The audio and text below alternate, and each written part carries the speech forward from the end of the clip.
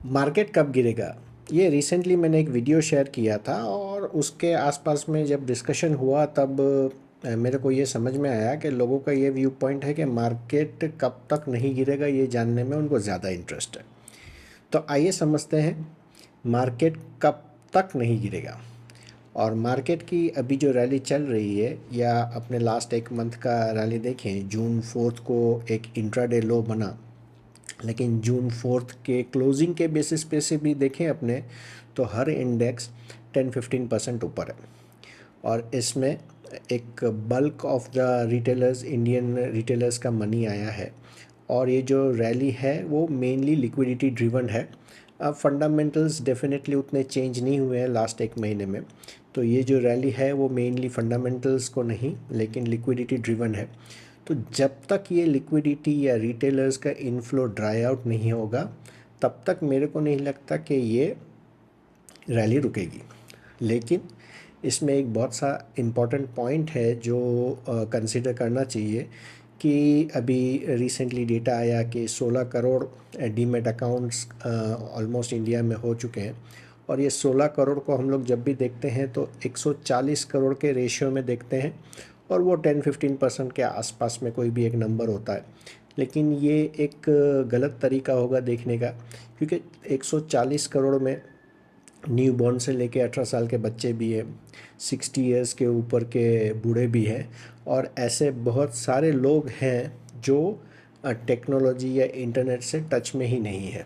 हाँ, वो भी म्यूचुअल फंड्स में इन्वेस्ट कर सकते होंगे, लेकिन उनका क्वांटिटी या उनको इस रेशियो में इन्वॉल्व करना, अपने को ये रेशियो बहुत छोटा लगता है। लेकिन बेस्ट है कि number of PAN cards to the number of demat account का रेशियो, अगर उसको देखें तो वो काफ़ी रियलिस्टिक नंबर लगेगा।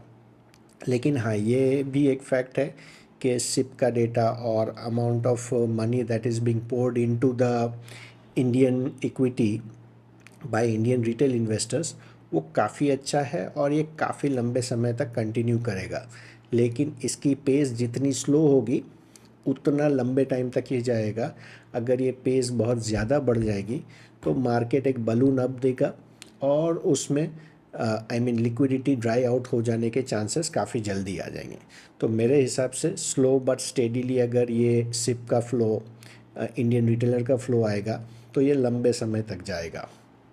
अगर अपने इसमें यूएस का डेटा देखें तो यूएस में भी जब ये बूम आया था कि यूएस के रिटेल इन्वेस्टर्स ने जब पैसा डाला था तो एक लंबा बुल रन उसमें भी आया था और वो 8-10 साल तक चला था। तो अगर स्लो पेस में इंडिया में भी अगर वही पेस में अगर पैसा आता रहा तो ये बुल रन काफ़ी लंबा चलेगा।